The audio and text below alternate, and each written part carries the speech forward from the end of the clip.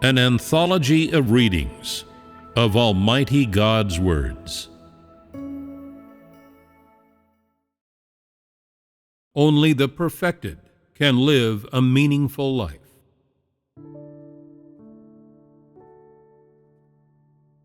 In truth, the work being done now is to cause people to forsake Satan, their old ancestor.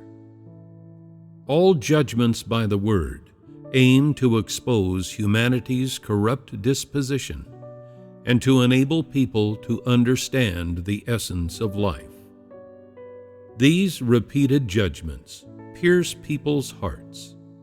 Each judgment directly relates to their fate and is meant to wound their hearts so that they can let go of all those things and thereby come to know life, know this filthy world, know God's wisdom and almightiness, and also know mankind, which is corrupted by Satan. The more man receives this kind of chastisement and judgment, the more man's heart can be wounded, and the more his spirit can be awakened. Awakening the spirits of these extremely corrupted and most deeply deceived of people is the goal of this kind of judgment. Man has no spirit. That is, his spirit died long ago, and he knows not that there is heaven, knows not that there is a God, and certainly knows not that he is struggling in the abyss of death. How could he possibly know that he is living in this evil hell on earth? How could he possibly know that this putrid corpse of his has, through Satan's corruption, fallen into Hades of death? How could he possibly know that everything on earth has long been ruined beyond repair by mankind? And how could he possibly know that the Creator has come to the earth today and is searching for a group of corrupt people whom he can save? Even after man experiences every possible refinement and judgment, his dull consciousness still barely stirs, and indeed is virtually unresponsive. How degenerate is humanity! And though this kind of judgment is like the cruel hail that falls from the sky, it is of the greatest benefit to man. If not for judging people like this, there would be no result, and it would be absolutely impossible to save people from the abyss of misery. If not for this work, it would be very difficult for people to emerge from Hades, because their hearts long ago died, and their spirits long ago were trampled by Satan. Saving you who have sunk to the deepest depths of degeneration requires calling out to you strenuously, judging you strenuously. Only then will it be possible to awaken your frozen hearts.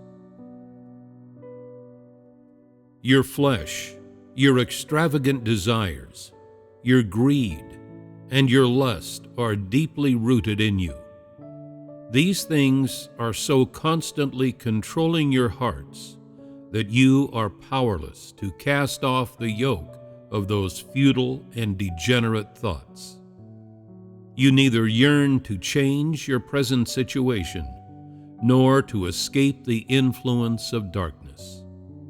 You are simply bound by those things. Even though you all know that this life is so painful, and this world of men so dark, still, not a single one of you has the courage to change your life. You only long to escape the realities of this life, achieve transcendence of the soul, and live in a peaceful, happy, heaven-like environment.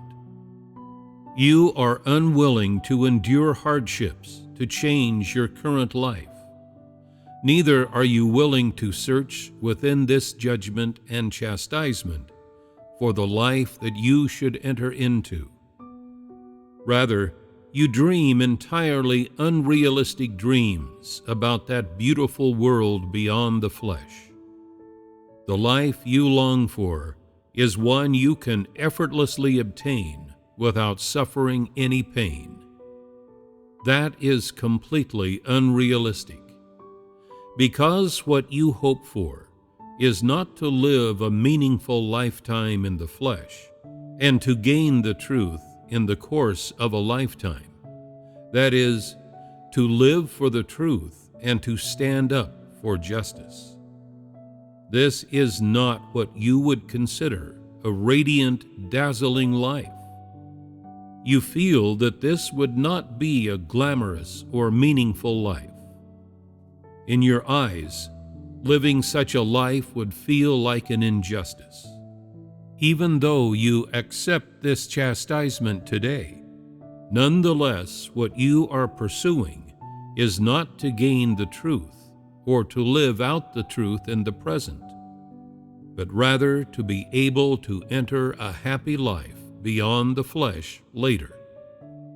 You are not seeking for the truth, neither are you standing up for the truth, and you certainly are not existing for the truth. You are not pursuing entry today, but instead your thoughts are occupied by the future and by what one day might come to be. You gaze at the blue sky, shed bitter tears, and expect to be taken to heaven someday. Do you not know that your way of thinking is already out of touch with reality? You keep thinking that the Savior of infinite kindness and compassion will no doubt come one day to take you with him.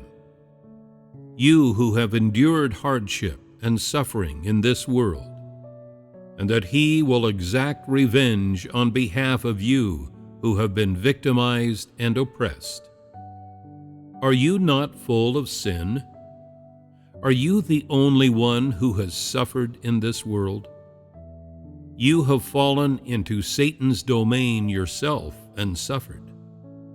Does God really still need to avenge you? Those who are unable to satisfy God's demands, are they not all God's enemies? Those who do not believe in God incarnate, are they not the Antichrist? What do your good deeds count for? Can they take the place of a heart that worships God?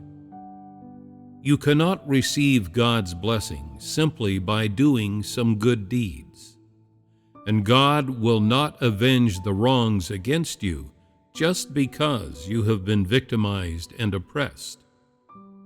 Those who believe in God yet do not know God, but who do good deeds, are they all not also chastised? You merely believe in God, merely want God to redress and revenge the wrongs against you. And you want God to give you your day, a day when you can finally hold your head high. But you refuse to pay attention to the truth, and nor do you thirst to live out the truth. Much less are you able to escape this hard, empty life. Instead, while living your life in the flesh and your life of sin, you look expectantly to God to right your grievances and part the fog of your existence. But is this possible? If you possess the truth, you can follow God. If you have living out, you can be a manifestation of God's Word. If you have life, you can enjoy God's blessing. Those who possess the truth can enjoy God's blessing. God ensures redress for those who love Him wholeheartedly and who endure hardships and sufferings, but not for those who only love themselves and who have fallen prey to Satan's deceptions? How can there be goodness in those who do not love the truth? How can there be righteousness in those who only love the flesh? Are not righteousness and goodness both spoken of only in reference to the truth? Are they not reserved for those who wholeheartedly love God? Those who do not love the truth, and who are but putrid corpses, do not all these people harbor evil? Those unable to live out the truth, are they not all enemies of the truth? And what about you?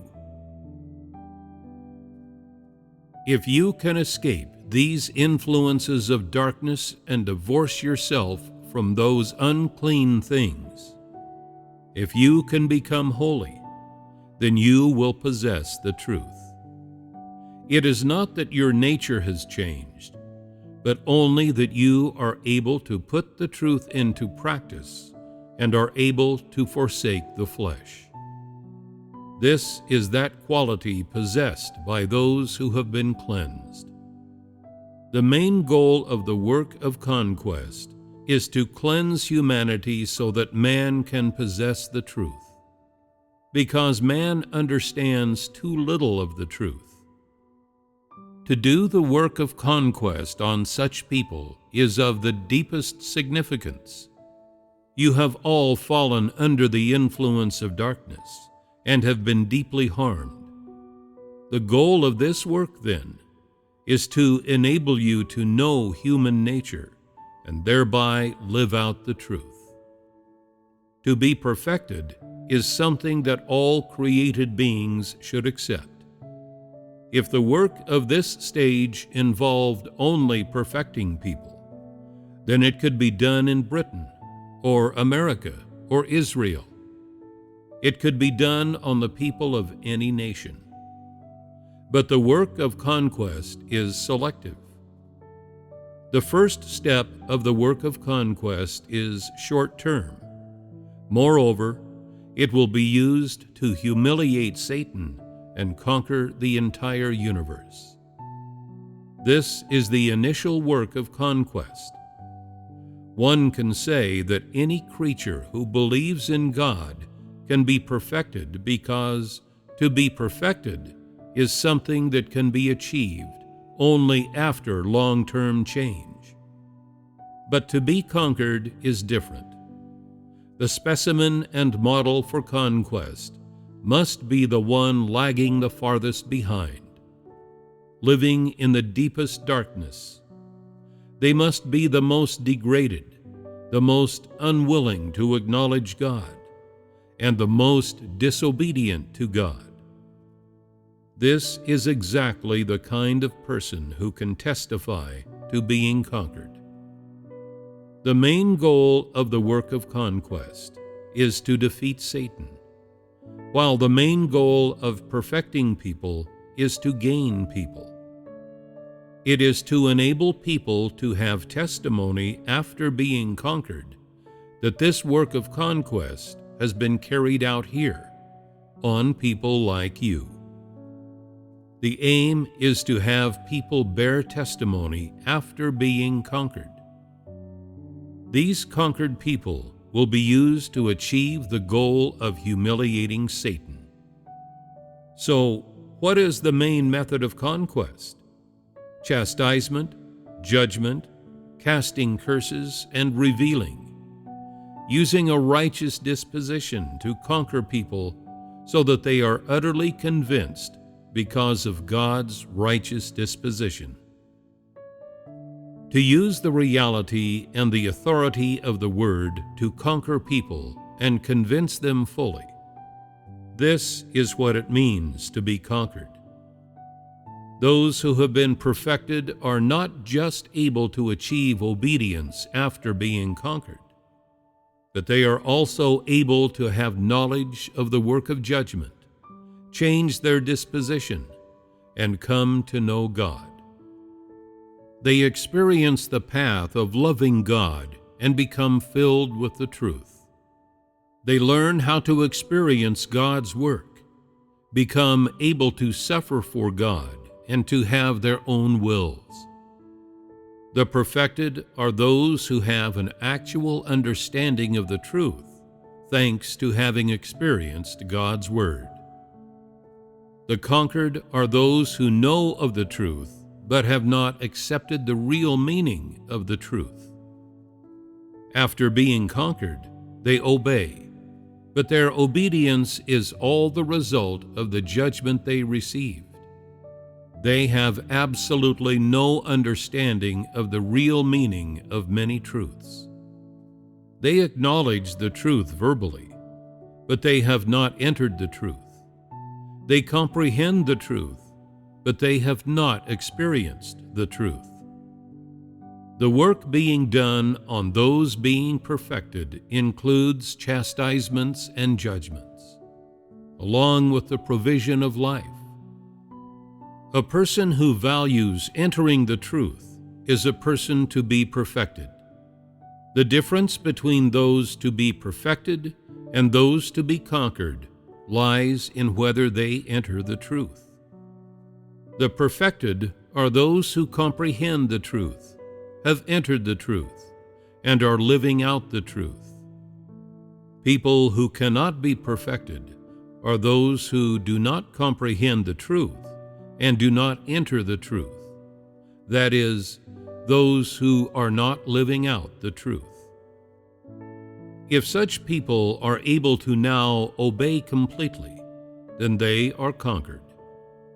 If the conquered do not seek the truth, if they follow but do not live out the truth, if they catch sight of and hear of the truth, but do not value living out the truth, then they cannot be perfected.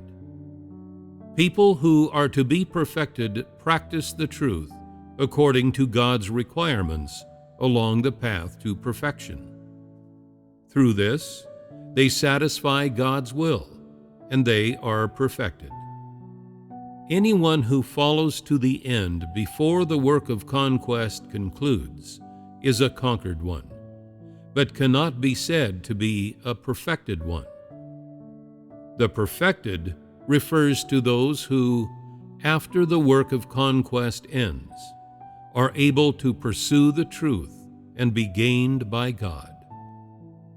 It refers to those who, after the work of conquest ends, stand firm in tribulation and live out the truth.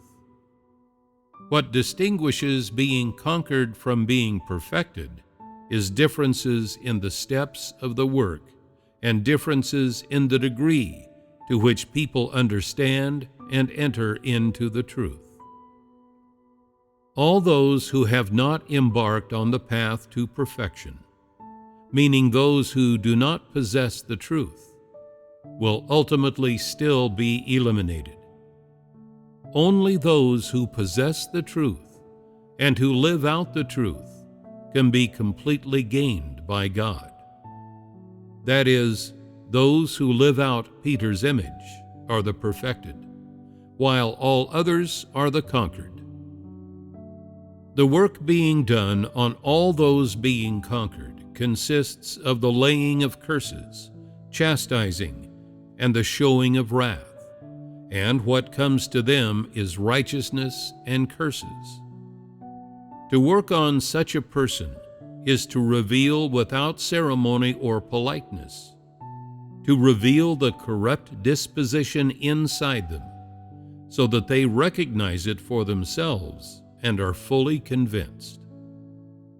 Once man becomes completely obedient, the work of conquest ends, even if most people still do not seek to understand the truth. The conquest work will have ended. If you are to be perfected, there are criteria to be met. Through your resolve, your perseverance, and your conscience, and through your pursuit, you will be able to experience life and satisfy God's will. This is your entry, and these things are what are required on the path to perfection. The work of perfection can be done on all people. Anyone who pursues God can be perfected and has the opportunity and qualifications to be perfected. There is no fixed rule here. Whether one can be perfected mainly depends on what one pursues. People who love the truth and are able to live out the truth are certainly able to be perfected. People who do not love the truth are not commended by God. They do not possess the life that God demands, and they are unable to be perfected. The perfection work is only for the sake of gaining people and is not a part of the work of battling Satan. The conquest work is only for the sake of battling Satan, which means using the conquest of man to defeat Satan. The work of conquest is the main work, the newest work that has never been done in all the ages. One can say that the goal of this stage of work is mainly to conquer all people so as to defeat Satan. The work of perfecting people, this is not new work. The quintessence of the goal of all work during God's work in the flesh is the conquest of people. This is like in the age of grace, when the main work was the redemption of all mankind through the crucifixion. Gaining people was additional to the work in the flesh and was done only after the crucifixion. When Jesus came and did his work, his goal was mainly to use his crucifixion to triumph over the bondage of death and Hades, to triumph over Satan's influence, that is, to defeat Satan. It was only after Jesus was crucified that Peter embarked, one step at a time, on the path to perfection. Of course, Peter was among those who followed Jesus while Jesus was working, but he was not perfected during that time. Rather, it was after Jesus finished his work that Peter gradually understood the truth and then became perfected. God incarnate comes to earth only to complete a key, crucial stage of work in a short period of time, not to live long-term among people on earth with the intention of perfecting them.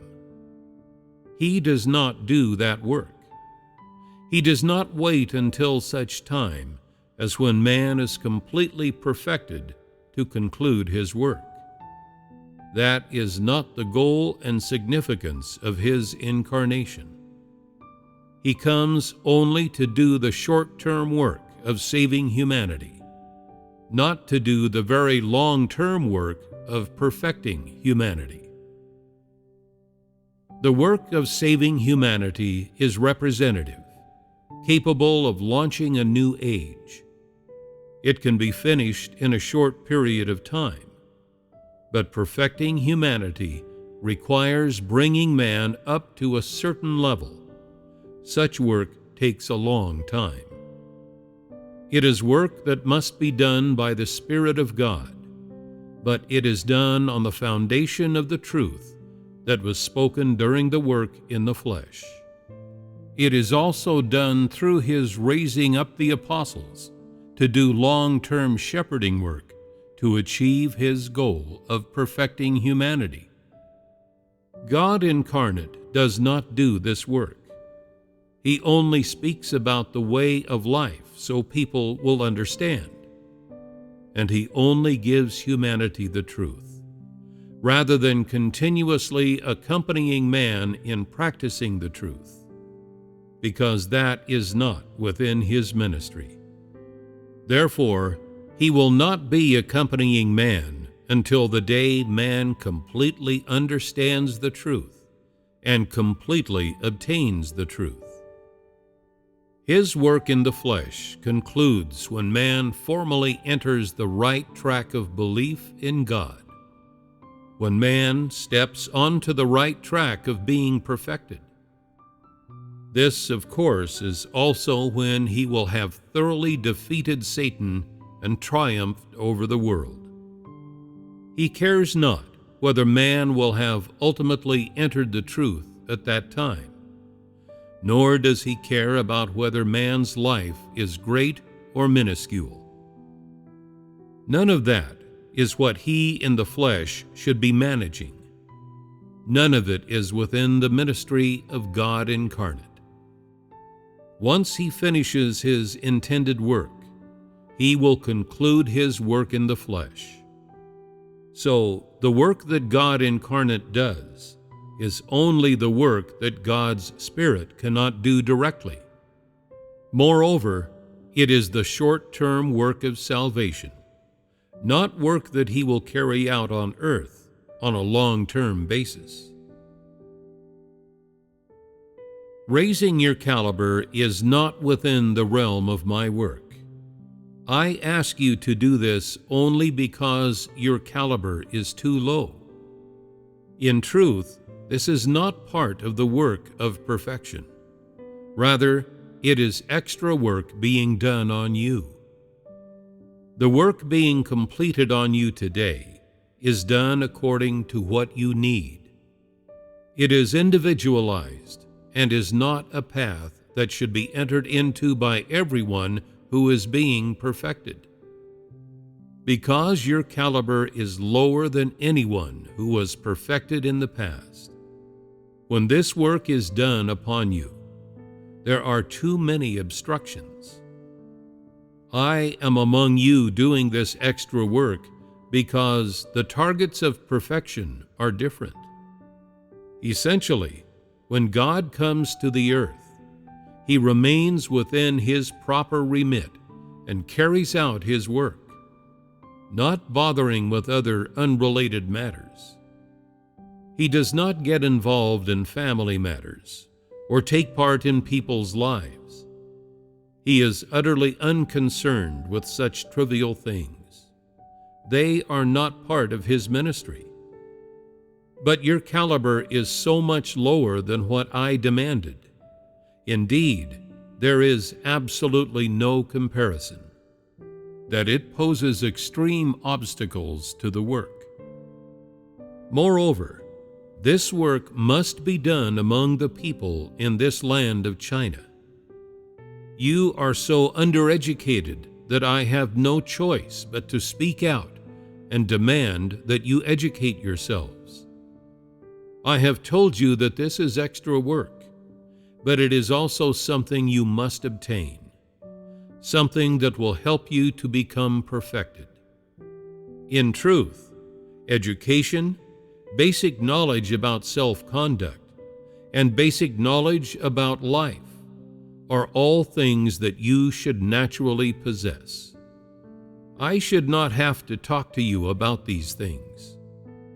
But since you do not have these things, I have no choice but to do the work of instilling these things in you after you have already been born into the world. Even if you harbor many notions about me, I still demand this of you. I still demand that you raise your caliber. It is not my intention to come and do this work, because my work is just to conquer you, just to obtain your complete conviction by judging you, thereby pointing out the way of life you should enter.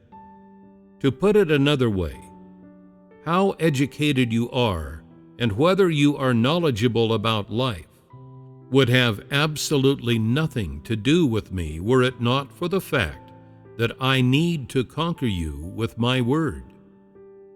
All this is being added on to ensure results are achieved in the work of conquest and for the sake of your subsequent perfection. It is not a part of the work of conquest. Because you are of low caliber, and you are lazy and negligent, foolish and slow-witted, wooden and idiotic, because you are exceedingly abnormal, I require that you first raise your caliber. Anyone who wants to be perfected must meet certain criteria. To be perfected, one must be of clear and sober mind and willing to live a meaningful life. If you are someone unwilling to live a hollow life, someone who pursues the truth, someone who is earnest in everything they do, and someone of exceptionally normal humanity, then you meet the conditions to be perfected. This work being done among you is being carried out on you according to what work needs to be done. After the conquest of these people, a group of people will be perfected. Therefore, much of the work at present is also in preparation for the goal of perfecting you, because there are many people hungering for the truth who can be perfected. If the work of conquest were to be carried out on you, and thereafter no further work were done, then would it not be the case that some who yearn for the truth would not gain it? The present work aims to open a path for perfecting people later. Although my work is just the work of conquest, the way of life of which I speak is nevertheless in preparation for perfecting people later. The work that comes after conquest centers on perfecting people, and the conquering is done in order to lay a foundation for the work of perfecting. Man can be perfected only after being conquered. Right now, the main task is to conquer. Later, those who seek and long for the truth will be perfected. To be perfected involves people's active aspects of entry. Do you have a God-loving heart? What has been the depth of your experience as you have walked this path? How pure is your love of God? How exact is your practice of the truth? To be perfected, one must have basic knowledge of all aspects of humanity. This is a baseline requirement. All those who cannot be perfected after being conquered become serving objects and will ultimately still be cast into the lake of fire and brimstone and will still fall into the bottomless pit, because your disposition has not changed and you still belong to Satan. If a man lacks the conditions for perfection, then he is useless.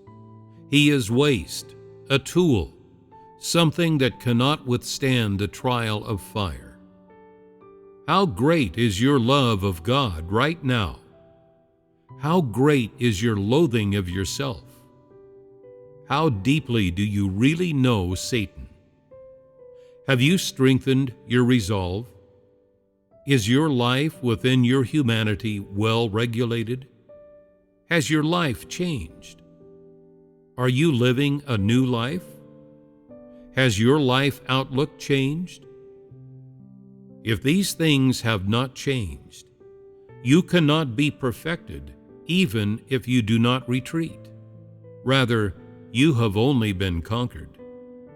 When it is time to test you, you will be lacking the truth. Your humanity will be abnormal, and you will be as low as a beast of burden. Your only attainment would be having been conquered. You would merely be an object I have conquered. Just as a donkey, once it has experienced the master's whip, becomes fearful and afraid to act out every time it sees the master, you would merely be a donkey that has been conquered. If a person lacks those positive aspects and is instead passive and fearful, timid and hesitant in all things, unable to discern anything clearly, unable to accept the truth, still without a path for practice, And beyond that, even without a God-loving heart, if a person has no understanding of how to love God, how to live a meaningful life, or how to be a real person, how can such a person bear witness to God? This would show that your life has little value, and you are but a conquered donkey. You would be conquered, but that would merely mean you have renounced the great red dragon and refused to submit to its domain. It would mean you believe there is a God, want to obey all of God's plans, and have no complaints. But as for the positive aspects, are you able to live out God's word and manifest God? If you have none of these aspects, it means you have not been gained by God, and you are but a conquered donkey. There is nothing desirable in you, and the Holy Spirit is not at work in you. Your humanity is too lacking. It is impossible for God to use you. You have to be approved of by God and be 100 times better than the unbelieving beasts and the walking dead. Only those who reach this level are qualified to be perfected.